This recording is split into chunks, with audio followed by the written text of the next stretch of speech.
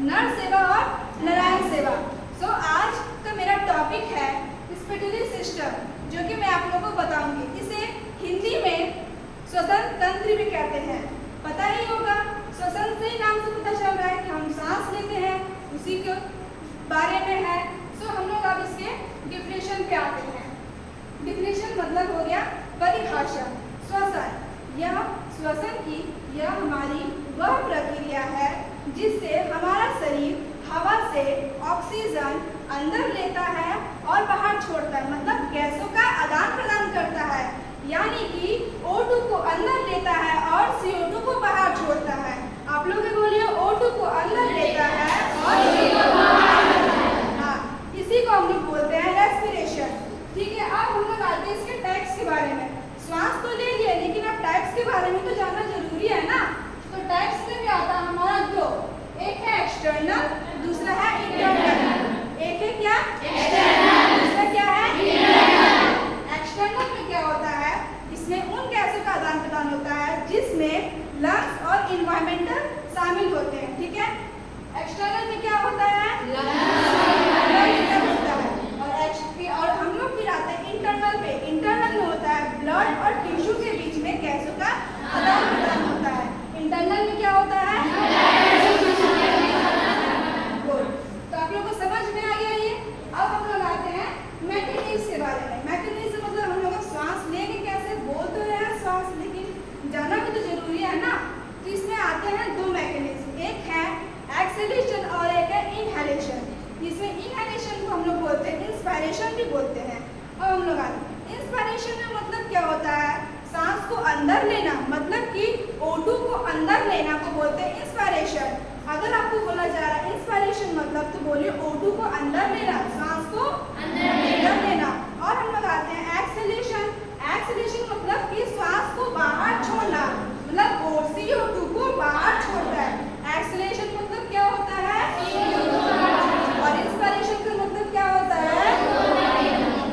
हम लोग अब आते हैं फंक्शन ऑफ रेस्पिरेशन, मतलब ये कार्य क्या होता है, इसके फंक्शन पे आते हैं। हम तो आपको पहले ही बताया कि फंक्शन में एक पहला ही पॉइंट था कि ये तो गैसों का आदान प्रदान करता है जिसमें O2 अंदर लेता है और CO2 बाहर छोड़ता है। दूसरा आता है कि ये हमारे बॉडी के ब्लड के पीएच मान को भी मेंटेन करके रखता है। दूसरा क्या होता है? पीएच मान को भी कंटेन करता है। और फिर तीसरा है कि ये वोलेटाइल को भी एक्सर्ट करता है। ठीक है, अब हम लोग आते हैं इसके पार्ट्स के बारे में। भाई रेस्पिरेटरी पढ़ रहे हैं हम लोग, सिस्टम पढ़ रहे हैं, तो उसके कुछ पार्ट्स भी तो होंगे ना, तो वो जानना जरूरी है हम लोग को। पहले हम आता है नेजल कैविटी। ठीक है, नेजल कैविटी, अब सांस तो लेना ही है। नेजल कैविटी में भी दो तरह से रास्ते होते हैं जाने के, एक सही होते हैं और एक गलत होते हैं। सही रास्ते में हम है जो हम लोग नाक द्वारा सांस लेते हैं वो होता है सही रास्ता, और जो मुख द्वारा सांस लेते हैं वो होता है गलत रास्ता। इसलिए हम लोगों को सांस हमेशा नाक से ही लेना चाहिए। अब नाक से सांस ले रहे हैं भाई, तो उसके बारे में पढ़ना भी तो जरूरी है ना। तो नेजल कैविटी, नेजल कैविटी में भी दो टाइप्स होते हैं, एक राइट और एक दूसरा लेफ्ट। एक राइट और दूसरा लेफ्ट, जो कि सेप्टम से जुड़ा हुआ होता है। ठीक है, उसके ऊपरी भाग को नसा का पार्ट कहते हैं। क्या बोलते हैं? नाक के ऊपरी भाग को क्या बोलते हैं? गुड। अब हमारे दो ट्राइल्स है। अब दो ट्राइल्स, भाई इतनी भारी दुनिया है, इतने पॉल्यूशंस होते हैं, इसीलिए हमारे नाक में दो ट्राइल्स है जिसमें कि छोटे छोटे बाल होते हैं, जिससे वह बाहर के गंदे वायु को फिल्टर करके हमारे नाक में स्वच्छ वायु देता है, जिससे हम स्वच्छ सांस लेते हैं, जिससे हमारे स्वच्छ फिल्टर बॉडी में सांस जाता है। तो हमारे नोस्ट्रिल्स में कितने ट्राइल्स हैं? दो। एक राइट और दूसरा लेफ्ट। इसमें बाल का काम पता चल गया आप लोग को, ये हमारे फिल्टर करता है एयर को और अच्छा हवा देता है अंदर में। दूसरा है फेरिंक्स। फेरिंक्स, इसको हम लोग बोल सकते हैं कॉमन पाथवे ऑफ एयर, जिसके कारण आप सांस तो ले लेने, लेकिन अब सांस जाएगा कहाँ? ये O2 जाएगा कहाँ? तो वो हमारा फेरिंक्स में जाएगा। ठीक है, फेरिंक्स में जाने के बाद हमारा जो हवा है वो लैरिंक्स में जाएगा। फेरिंक्स का जो लंबाई है वो 12 सेंटीमीटर होता है। कितना होता है? फेरिंक्स का लेंथ कितना होता है? 12 सेंटीमीटर।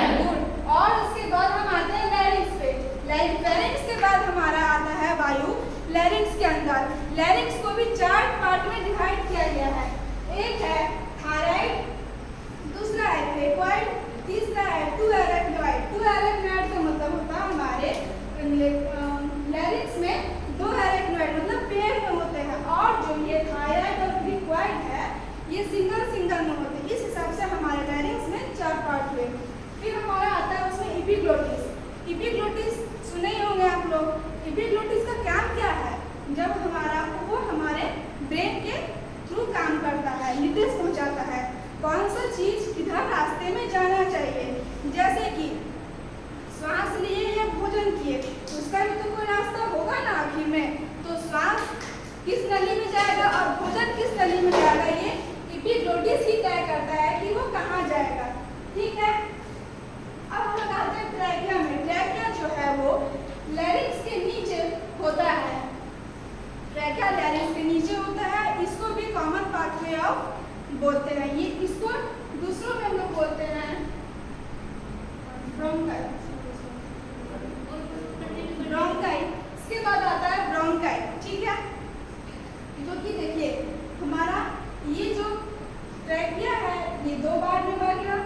ये इधर एक राइट में एक लेफ्ट में। ये इसमें ये इसको हम लोग ब्रोंकाइस बोले। ठीक है, ब्रोंकाइस। फिर उसमें ब्रोंकाइस के भी बहुत सारे ब्रांचेस होते हैं जिसको बोलते हैं ब्रोंक्यूल्स। ब्रोंकाइस के ब्रांचेस को क्या बोलते हैं? ब्रोंक्यूल्स। क्या बोलते हैं? ब्रोंक्यूल्स। गुड, ब्रोंक्यूल्स बोलिए। अब उसके बाद आता है एल्वोलाई। एल्वोलाई में भी हमारा लाख्स नंबर ऑफ लैक्स होते हैं। इसमें लाखों में ये होते हैं हमारे हार्ट में। ठीक है, इसके बाद आता है हमारा लंग्स। लंग्स भी हमारा दो होता है, एक राइट में एक लेफ्ट में। राइट में लेफ्ट में इसमें भी दो लोब्स पाए जाते हैं। एक ये है राइट लोब्स, दूसरा लेफ्ट लोब्स। राइट लोब्स में हमारा 3 लोब्स है, 1 2 3। राइट में कितना लोब्स है? 3। और लेफ्ट में कितना लोब्स है? 2। राइट में 3 और लेफ्ट में 2। ठीक है, अब लंग्स में हमारा किस का बना होता है? यह जो है हमारा जो सेपरेटेड रहता है क्लेविकल बोन से। किससे सेपरेट रहता है? क्लेविकल बोन से। गुड, अब हम आते हैं इसके फ्लो चार्ट में। अब हम रेस्पिरेटरी तो पढ़ लिए, लेकिन इसके फ्लो चार्ट के बारे में जानना है ना कि श्वास लिए तो कहाँ से कहाँ कैसे कैसे गया, जानना जरूरी है। तो चलिए जानते हैं फ्लो चार्ट में। पहले तो नेजल कैविटी में हम लोग सांस ले लिए, फिल्टर हो गया। फिर फेरिंग्स में गया, फेरिंग्स के बाद लैरिंग्स में गया। ठीक है, लैरिंग्स में जाने के बाद वो ट्रैकिया में आया। ट्रैकिया में जाने के बाद ब्रोंकाई में आया। ट्रैकिया में 2 पार्ट में डिवाइड हुआ, एक राइट एक लेफ्ट। 2 ब्रोंकाई। ब्रोंकाई इसमें बहुत सारे ब्रांचेस में डिवाइड हुआ। इसको ब्रोंक्यूल्स बोले हम लोग इधर। ब्रोंक्यूल्स में एल्वोलाई में हुआ, जो कि नंबर ऑफ लैक्स होते हैं ये एल्वोलाई। एल्वोलाई में जाने के बाद अब O2 का असली काम स्टार्ट होगा। वो ब्लड में जाएगा। आखिर हम लोग सांस ले किसके रहे हैं? एनर्जी के लिए ना। महत्वपूर्ण तो वही है कि हमारा एनर्जी है बॉडी में, तो वो ब्लड में गया। ब्लड से अब जाएगा सेल में। सेल, अब सेल में एनर्जी चाहिए, तो सेल का मतलब हमारा सेल, कोशिकाओं का ऊर्जा गृह जिसको बोलते हैं माइटोकॉन्ड्रिया, उसमें जाएगा। सेल का ऊर्जा गृह किसको बोलते हैं? माइटोकॉन्ड्रिया। तो हमारा O2 अब उसमें जाएगा। इसमें जाने के बाद वो एटीपी फॉर्म करेगा, जिससे हम लोग को ऊर्जा मिलेगी। क्या फॉर्म करेगा? एटीपी। अब एटीपी फॉर्म किया है तो कोई साइकिल के द्वारा ही किया होगा ना। उस साइकिल का नाम है क्रेब्स साइकिल। क्या नाम है? Krebs cycle. एटीपी फॉर्म करने का साइकिल का नाम क्या है? Krebs cycle. गुड, अब इस द्वारा हमारा रेस्पिरेटरी जो है वो कंप्लीट होता है। लेकिन अभी भी कुछ और बाकी है ना। क्या बाकी है? देखिए हमारा शरीर जो है वो O2 लेता है, CO2 लेता है, N2 लेता है। लेकिन यह कि वो रिटर्न कितना, मतलब वो दोबारा हम लोग बाहर कितना निकालते हैं, ये भी जानना जरूरी है ना। तो देखिए O2 हम लोग लिए 21% अंदर लिए, अब बाहर निकाले कितना? 70%। O2 अंदर लिए 21 और बाहर निकाले 70। CO2 लिए 0.03% और बाहर निकाले 0.03%। मतलब ये हमारा शरीर को CO2 की जरूरत उतना नहीं है, O2 भी हम लोग रखते हैं। N2 लिया हमारा 78% और बाहर निकला 78%। मतलब N2 भी उतना महत्वपूर्ण नहीं है। इससे हम लोग को ये पता चलता है कि हमारे शरीर के लिए O2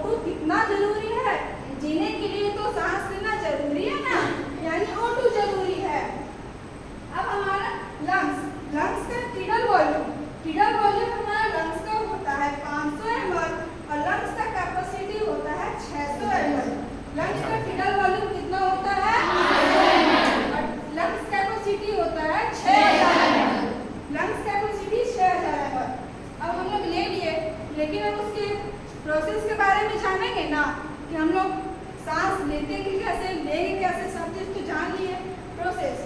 तो हमारे लंग्स के नीचे डायफ्राम होता है जिसके वॉल के थ्रू हम लोग सांस लेते हैं।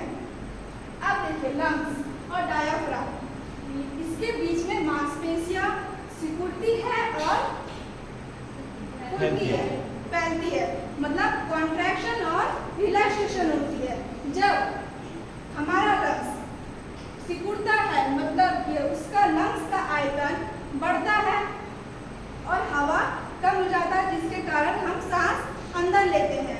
और जब लंग्स का आयतन कम हो जाता है और हवा ज़्यादा होता है तब हम लोग सांस बाहर छोड़ते हैं। तो ये रहा हमारा प्रोसेस जिसके थ्रू हम लोग सांस अंदर लेते हैं और बाहर छोड़ते हैं। ये रहा आज का हमारा respiratory system. Thank you for watching this